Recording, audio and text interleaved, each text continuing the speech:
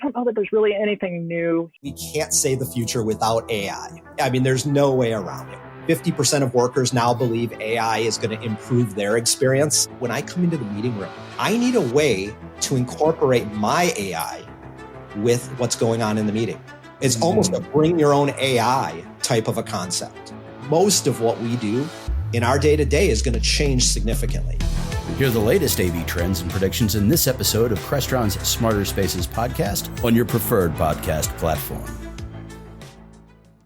Here, although I'm not sure that I've heard the resubscriber term used. So we didn't turn it into an acronym yet. So I think by the end of this episode, we need to turn it into an acronym. Don't do it. RSBR. RS, right. Stop it.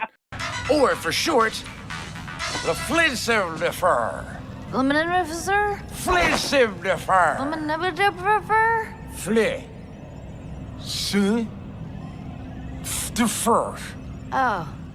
On this episode of ResiWeek, LG adds Homey, savvy home franchisees, and streaming resubscribers. All this and more on this episode of ResiWeek. This is ResiWeek, episode 440, Resubscribers. Welcome to this episode of ResiWeek. This is your weekly roundup of all the latest news and stories for the residential AV industry. I'm your host, Matthew Scott for AVNation.tv, and this week I'm pleased to be joined by two of my good friends. First, we have the one and only Katie McGregor-Bennett. She's the president at KMB Communications. How you doing, Katie? Hi-ho, doing great. Summertime, happy to be here. It is summertime. I hate it. I'm waiting for winter. Then we've got a new friend of the show, Mr. Gary Usher. He's the new VP of Marketing over at Powerhouse Alliance. How you doing, Gary? Oh, I'm doing great. It's summer. I love it. Here in Los Angeles, California. Great to be part of this. Thank you. You're welcome. Thanks for joining us. I'll tell Dennis that you did a fantastic job. Right on. We are going to kick this off with a story that comes to us from CE Pro. LG just bought a controlling stake in Anthem's smart home platform, Homey. They got an 80% chance, and they're planning to integrate its connectivity capabilities into their LG ThinQ, however they want you to say that, platform. So go read through the story. If you have not heard of Homey, it is a smart home hub that is, again, connecting with home appliances, IoT, etc., has some cloud subscription. It is mainly in the European markets, but they do have devices available in Australia, Singapore, and North America. Katie, let me start this off with you. Is this a bit of a kind of like Me Too moment for LG? Is this them jumping into that smart home space like Sony kind of has and Samsung definitely has with smart things, where they have to have a kind of end-to-end, for lack of a better term, solution for home automation? Yeah, I mean, I don't work with the brand, so I can't say for fact, but yeah, I believe this is their foray into reading, at least the coverage that's happening on our industry side of it. It looks like they're very much trying to level up with what Samsung has done with SmartThings and others have done. We've got LG throughout the house, and I'll tell you that hopefully this fixes a lot of the issues that we have, which aren't to say that they don't work. It's just it's not very robust.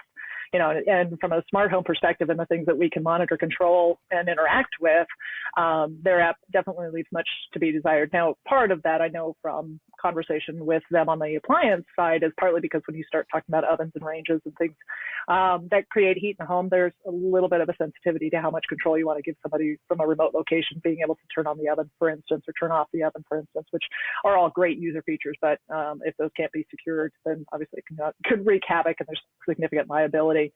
So I have no idea the depth of the interaction that this is going to provide or the interoperability, but it definitely is a step in the right direction. I think what will be interesting is to see how long it takes for this to start to be realized here in North America, and then ultimately how much control do they give us in the channel? I don't know. I didn't see whether there's an SDK already as part of the conversation, or how open a platform it's going to be. But I think that really is where things start to get interesting for us in the channel, is just how accessible is it for us to be able to bring into our workspace and create true integration and interoperability across platforms. So we'll see. For sure. Katie, I think that an ecosystem like that, we're just used to being entrenched in it and then pulling ourselves back out of it. You mentioned, I love the testimonial for yourself that, you're using those products, and that I think ultimately will be a hook for the end user, how used they are to that language, and that kind of takes the integrator out of it. I'm always going to be concerned with Powerhouse, et cetera, is just choice, on the floor, per invoice, per job. So yeah, whether we're talking 18 months from now until it's truly, kind of integrated and out there and as a choice, I'm looking forward to bringing more and more LG into the market space for us as well, which I do like. They've been, really positive on the commercial front for us. So certain areas that we'll give it a shot. That's the thing. Giving it a shot for our integrators, I think they're largely willing to do so because the language is basically simple. It gets complicated later on down the line when you've got multi-platforms. And of course, if you're, trying to integrate a huge space and really trying to be dynamic with that as far as a selling point for the integrator, which I want them, again, to have that kind of choice, to paint a great picture for the end user. We can go here, we can go here, we can go here. It could be also a bridge to simple installations, ancillary houses or houses on the property, so to speak. And we're talking about from the integration standpoint, just to try something out, put a panel or two up there and just kind of see how that small ecosystem works. But guys, I think it's going that direction anyway. They have no choice but to continue that. Like, they can try these other markets and then kind of enter back into the United States and so forth. So looking forward to it. Not really thinking it's a bigger conversation other than that. Yeah. Do you think they have to make a big push into the US for it to be a successful partnership for them? Or not partnership, but a successful aspect of their business? Digging into the numbers and reporting those numbers back, it has to be in play. Otherwise, you've probably sold that idea with the inclusion of North America in that. So ultimately, you're going to want to get the garnish the numbers back from it. Yeah, you can hold them off at some point, but yeah, and then people like Katie and I, in a marketing context, have to do our jobs and make it as sexy and as attainable as we can. But yes, I do. Well, I mean, if you're onto something that is either simple, user-friendly, look what we've seen in the DIY market, and that's just been, again, utilizing great branding from a marketing context and catches fire and it just spreads. So I think, yeah, absolutely. Also, done marketing right, you can pull back if necessary, if you're not seeing the results, and then bring your company, so to speak, right, your shareholders back into that conversation and reapproach the United States with either more funding, a greater hold on what you want to accomplish within the first, 12, 24 months. I spent a lot of time with Snap and larger companies that have either transferred their ownership in a sense to the public market space, and decisions started to take shape in a different way. Not necessarily bad or good. It's just, again, it could be more funding, but we want a bigger context here. Marketing team, go to work. And hopefully that translates back down to the front counters and guys doing simple installation jobs. I don't care if it's, 5,000 square foot homes, big push on commercial. I want largely our integrators to be able to go up against larger companies for house of worship spaces, huddle spaces and things like that. So all of these things I'm going to continue to train through Powerhouse, and be kind of a go-between through as because obviously Powerhouse Alliance is a buying consortium, if you will. And just throw my plug in there and what Powerhouse is all about. But any of the topics we're going to talk about today, I need to learn about, and I don't really have a choice to back anything off. Really, it's if it's being accepted, if it's being integrated within the new lineup of 2025, I'm going to take it in. I'm going to have to train on it. I'm going to have to explain it and go forward. Yeah, it'll be interesting to see where it goes. All right, let's change topics for a second. This comes to us from Residential Tech Today and good friend of the show, Mr. Jeremy Glowacki. Savvy Home expands their franchise model with 2 new locations. The Denver-based integrator has added 2 locations in the Boulder and Castle Rock territories, which is out by you, Katie, and are continuing to grow that. So go read that article. It's a very interesting move as the franchise model continues to, I'm not going to say roll out, but continue to creep into our market space. Gary, let me start with you on that. Is the franchise model kind of the future of the integration space? I think it's essential, but I have to frame it in the sense that is it what we all think of a franchise scenario? You're kind of buying in, there's a percentage happening, there's a baked in template for you. But the expansion, no doubt, is essential. I have so many examples of that's where, let's say, a small integration company, by default, doing work in the mountains. I have to expand. I've got to make my logistics work for me. Less trips, less roles, not necessarily at the customer end, but internally. I think it's essential, and there's so many great examples of that expansion paying off, that bet, right? There's also branding opportunities for the companies to kind of revisit that rather than just a singular entity that everybody is seeing. There's also the other side of this. Katie might be able to reiterate with me on this, is like when something is super dense and you want to densify and get into the market, how do you go about that? Does that franchise template enable you to cut in there, talk about your point, or at least, be bold enough to show the competitors who you are and you're up to play? But I think either one, good moves. I love to see that boldness, and some of these guys have no choice but to migrate and be buoyant in the market. Yeah, that's a good point. Katie, how often are we conflating the franchise with, multi-site or multi-location? Because I occasionally hear it kind of as if they're the same thing, and they're really not. They're vastly different. Is that a differentiation that is going to happen in the space, or is it just, kind of, am I splitting hairs over it? No, I think it is they're uniquely different. And I think understanding the difference between a multi-site company or brand and a franchise-based company or brand, the time is now to start to learn what those differences are. And I think as we're, within the channel, we're looking at franchisees and franchise models coming into the space,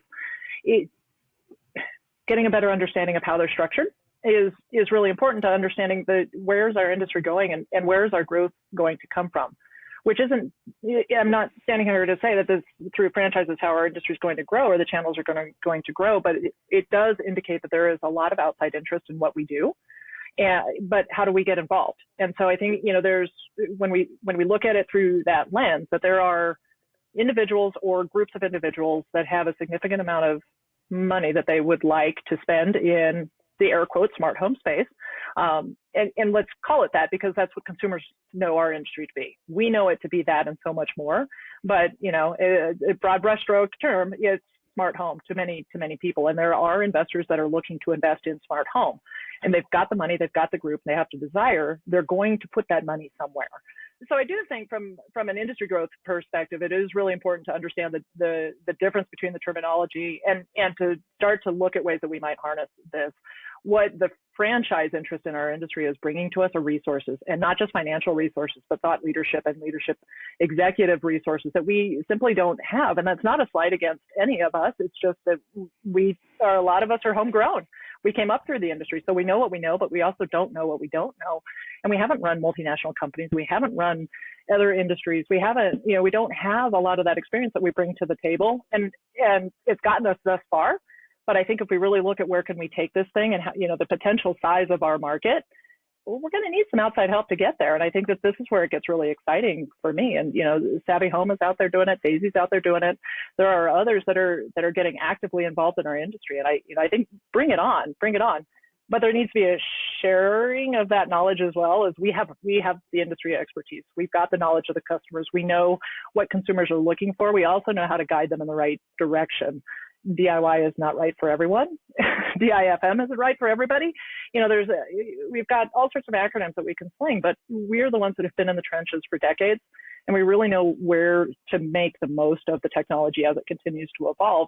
And that's what we bring to the table. So if somebody else is bringing money and insight and leadership capabilities, and we've got the knowledge and the boots on the ground, that really is a pretty amazing combination. And so I think, that's, regardless of the opinions that we're forming as we're going through and reading these headlines, it's really understanding how are we going to continue to grow as an industry and what's that going to take. And I think this is a key component of it, personally. Yeah, I like everything you mentioned. It's interesting, your perspective of that that additional untapped revenue makes sense to me, and I like that attraction that we have to that. I think that the nationalization of that small business, again, some of my perspective might be from the smaller installer, might be one of the, as long as you can cut that pie up, as long as you can kind of remain, and hey, if it's being sold as, hey, no, we want your touch. Here's the parameters. Here's the baked-in templates that will really be beneficial for your business, especially when we're talking about ERP systems, just running your company, payroll, exposure that you're able to give to your customers that they're very nervous about. They're very solid on what to do and how to continue to service customer by customer, but they get a little nervous when it becomes a little bit of an intangible that they don't understand and they could lose control over, and trust us, you're going to make 12% in 2 years. You'll see that growth. Okay, well, I'm in the trenches and I still have to deliver eye-to-eye service. But when you said, because you're right, the instinct here is to find ways to continue to grow. And we're going to climb back up that waterfall of revenue streams in a sense to get to a different platform. And we all have to do that. And I love that shared responsibility. Gary, is there any concern with the franchise model that it doesn't suit the custom aspect of custom integration well? Yeah, other than the points that I brought up, maybe it could be a different, let's look at it this way. All right, I'm going to have to sacrifice a little bit of product affinity or, because with the franchise aspect, again, not knowing it, but you're going to have friends in the product world that are going to come on board. And and again, this is working to our advantage because there's everything out there. And as we close the gap on exclusivity in terms of service and feature sets, okay, then that's not going to be such an issue. So if it's the toss-up being help with my finances, help me understand where this could be from in my area, using the expertise as Katie was describing, that elevated view, absolutely. So I think there could be some resistance, as we've always seen, even back down to offering service levels. I'm going to continue to run a truck. I don't care. I'm going to continue to do one-on-one servicing because my, region, I banked on this. I'm supplying this customer. I'm going to keep this customer for life. I've seen over the last few years, the customer for life moniker kind of drift away because just the trends, you can't maintain it. I mean, I love a small to medium-sized integration company maintaining 150 households or whatever the number might be. It's customer for life, and you want to grow that roster to add on new employees, et cetera. But realistic terms, just like our integrators have accounts at many direct accounts, distribution accounts, there's 3 or 4 of them. Everybody should have that mobility. So does the end user. So that might make the decision to go forward in uncharted territory a little bit easier because I'm not going to be with that customer for 18 years. I might not be. I might have to let that go. Yeah, that's a great point. All right, let's move on to our last topic of the day. This comes to us from CE Pro. Streaming rescribers suggest a larger market for bundling and aggregation. Essentially, there's some research that came out that shows that the habit of rescribing, i.e. you subscribe to the service, as soon as you've finished binge watching that show or those shows you want, you unsubscribe until they bring out some new content that you want to watch again or start, and then you resubscribe until you finish that, and then you unsubscribe again. Those habits are changing as people are starting to bundle their services. Again, this is mainly based out of the US, talking about people who are able to bundle some of these things like the Disney Plus, Hulu, and ESPN bundle are 59% less likely to churn within 12 months versus those who took Disney Plus alone. Katie, let me start with you on this. Have we essentially just got to a point where streaming is cable and they're all just different packages? I mean, that was kind of going to be my question to you, but but since you're host and I'm guest, you have your Netflix package, you have your Disney Discovery package, you have your. It's the same thing, right? It is, and honestly, it's articles like this always intrigue me because it's like, okay, because I submit articles like this to the trades all the time. It's like, okay, but what's the angle? What's the point? Why did they put this out? Why did they put this out now? And and I think there's a few things. And obviously, coming into view with CDX, Expo coming right around the corner, we've got some players that are going to be participating in that who have a stake in this. So I'm sure there's a little bit of that. But I mean, I before I got into AV, I was in cellular and telecoms. And this whole notion of jumping from one subscriber to another subscriber goes back longer than I've been an adult. It's just what people It's just what people do, right? And some of it is price driven, some of it is relationship driven, some of it is platform driven, some of it is just lifestyle driven, and it's like every time you sign up for a new device, you get 3 months free of something, insert here, and then after that you have to pay. Is any of that part of these numbers? I suspect that it absolutely is, but is that clear to the reader? No, it's not. It's just that we know that, if you want to watch Yellowstone, but only for as long as the series is running, then you're going to jump on and jump off that ship.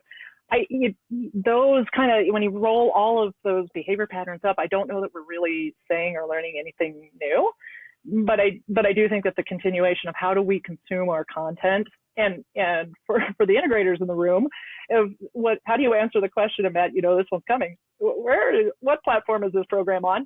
I don't know, is the answer from the integrators, but it really comes down to consumers trying to figure out what is the content that they want to consume on a regular basis, and where are they most comfortable consuming it, and what platforms do they want and which ones do they don't, who's in the home, how many generations are in the home.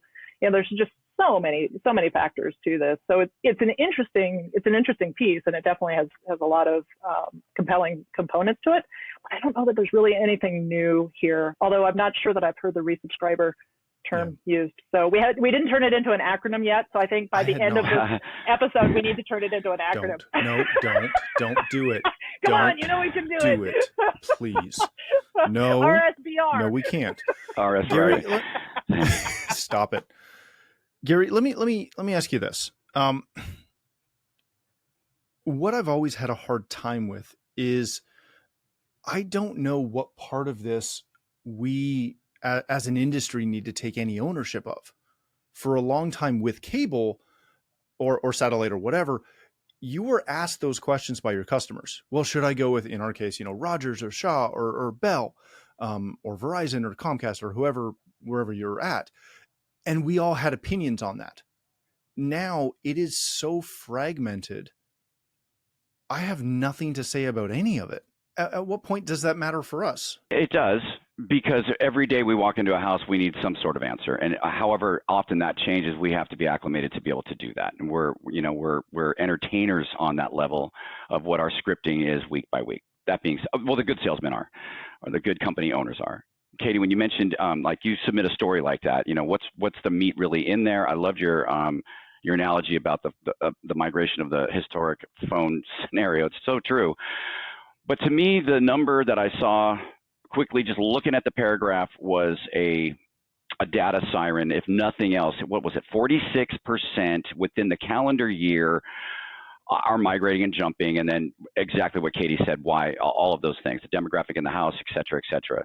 The bottom line is that number that we are going to care about, okay? And is that number going north or is it going south? Are we going to get to the point in 2026, 27 where that migration number is now 36%, 28%? Nobody's moving. That can definitely arm that installer way better to not even worry about it, to close that conversation off right away. But right now, with what's saving the packages that exist now is the internet connection. So as soon as that splits off it, then it's going to be just wild west of logos and movies. Because what that data suggested to me was nobody's afraid of cutting that service and repurchasing it, even the 3 months free, again from $47.99 to name a number, $57. Not an exorbitant number, but a doable number again at Christmas time when I have to have that movie on because grandma's coming. So they're still going to do it, and so we are still heading north of continuing to cut, reevaluate, and bring it back in on the subscription services. I'd love to see it drop when it's just like, as a consumer myself, I would pay the $100 for more, which means all of those companies are going to have to get aggressive on each other. each other up and give us, let's just say less NFL teams or something like that. Here, I love this logo. We're going in, especially when we're talking about in the next 4 or 5 years. The internet scenario and some of these bandwidth scenarios are even playing field. Yeah, that's a great point. All right, ladies and gentlemen, let's wrap it there. Thank you both so much for joining us. Gary, if people want to connect with you, learn more about Powerhouse Alliance, where can they do that? Absolutely. Powerhouse Alliance, again, is a consortium with 9 different purchasing scenarios. We got Pioneer Music. We've got KOA here on the West Coast. There's 10 of them. Please go to powerhousealliance.com and check not only the incredible 50 lines that we carry, but the affiliates that are underneath that umbrella. I can be reached at gusher@powerhousealliance.com. It's a pleasure to be here, guys. Hey, thanks for coming. And you're also in Canada too. Katie, my friend, if people want to connect with you, learn more about KMB, where can they do that? All over the sphere, but the best place to go is LinkedIn. You'll find myself there as Katie Bennett, or KMB Communications Inc. for the company. You'll find us with a mountain logo. That's how you know you found the right one. Thanks for having me again. I really appreciate that. Hey, thanks for being here. As always, thank you again for joining us as well. If you'd like to connect with me, you can find me on Twitter or X at Matt D. Scott and most other social platforms. But more importantly, please visit AVNation.tv, where you'll find this show as well as a wide variety of other shows with all the verticals that we cover. When you visit the website, please take a moment to check out our supporters. We are extremely thankful for their support and ask that you check them out as well. Thanks again for watching. That's all the time we have for this episode of ResiWeek, the network for the AV industry. What are you listening to? This is AV. This is AVNation. This is AVNation. This is Erin Marmoran of EdTech. The world of higher ed AV is growing rapidly. That's why each month we hear from the best and brightest from colleges and universities all over the U.S. Check out EdTech on avnation.tv or wherever you get your favorite podcasts.